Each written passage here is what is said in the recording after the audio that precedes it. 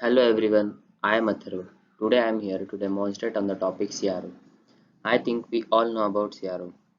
Yes, right. Cathode ray oscilloscope. But do you know how does a CRO works? What are its applications or what are its uses? So let's start. What is a CRO? The CRO stands for cathode ray oscilloscope. It is typically divided into four sections, which are display, vertical controllers, horizontal controllers, and triggers. Most of the oscilloscopes are used the probes and they are used for the input of an instrument. We can analyze the waveform by plotting the amplitude along with the x-axis and y-axis. The applications of CRO are mainly involved in the radio PV receivers, also in the laboratory work involving research and design. In modern electronics, the CRO plays an important role in the electronic circuits. The CRO is an electronic test instrument. It is used to obtain waveforms when the different input signals are given. In the early days, it is called as an oscillograph. The oscilloscope observes the changes in the electrical signals over time. Thus, the voltage and time describe a shape and it is continuously graphed beside a scale. By seeing the waveform, we can analyze some properties like amplitude, frequency, rise time, distortion, time interval, and etc. Block diagram of CRO. The following block diagram shows the general purpose CRO contraction. The CRO recruits the cathode ray tube and acts as a heat of the oscilloscope. In an oscilloscope, the CRT produces the electron beam which is accelerated to a high velocity and brings to the focal point on the fluorescent screen. Thus, the screen produces a visible spot where the electron beam strikes with it. By detecting the beam above the screen in reply to the electrical signal, the electrons can act as an electrical pencil of light which produces a light where it strikes. Here we will use high voltage and low voltage. The low voltage is used for the heater of the electron gun to generate the electron beam. A high voltage is required for the cathode ray tube to speed up the beam. The normal voltage supply is necessary for the other control units of the oscilloscope. The horizontal and vertical plates are placed between the electron gun and the screen.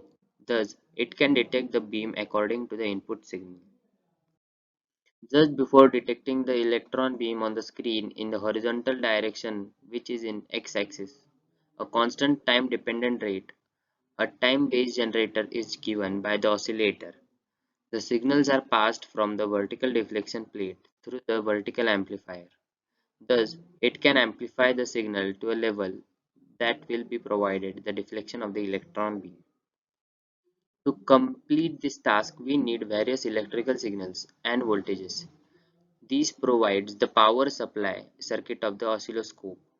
If the electron beam is detected in the x-axis and the y-axis, a trigger circuit is given for synchronizing these two types of detections. Hence, the horizontal deflection starts at the same point as the input signal. Working principle of CRO. The CRO working principle depends on the electron ray movement because of the electrostatic force. Once an electron ray hits a phosphorus phase, then it makes a bright spot on it. A cathode ray oscilloscope applies the electrostatic energy on the electron ray from the two vertical ways. The spot on the phosphor monitor turns due to the effect of these two electrostatic forces which are mutually perpendicular. It moves to make the necessary waveform of the input signal. The following diagram shows the basic circuit of CR. Vertical deflection system.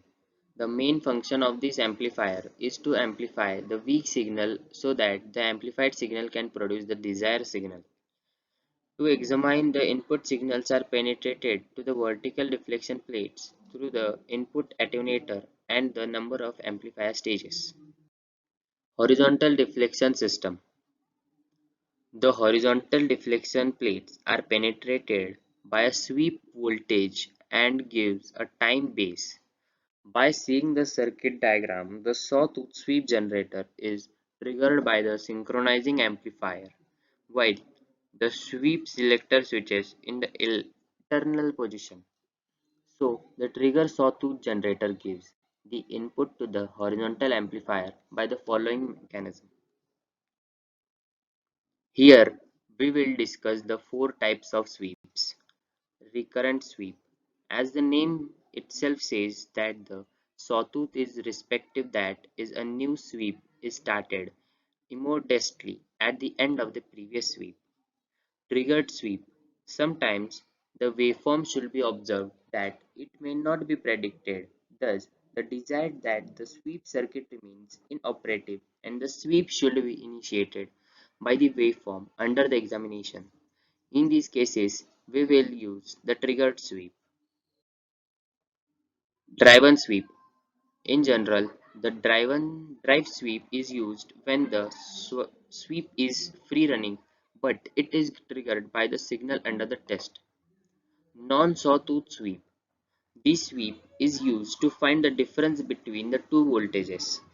By using the non-sawtooth sweep, we can compare the frequency of the input voltages. Applications of CRO: voltage measurement, current measurement, examination of waveform, measurement of phase and frequency.